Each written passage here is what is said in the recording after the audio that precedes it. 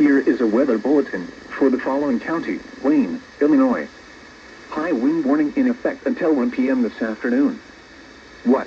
South winds 25 to 35 miles per hour with gusts to 60 miles per hour. Where? Ballinger, Cape Girardeau and Perry counties in Missouri, and Union, Jackson, Perry, Jefferson, Franklin, Williamson, Johnson, Saline, Hamilton and Wayne counties in Illinois when, until 1 p.m. this afternoon. A wind advisory or additional high wind warning will be required after 1 p.m.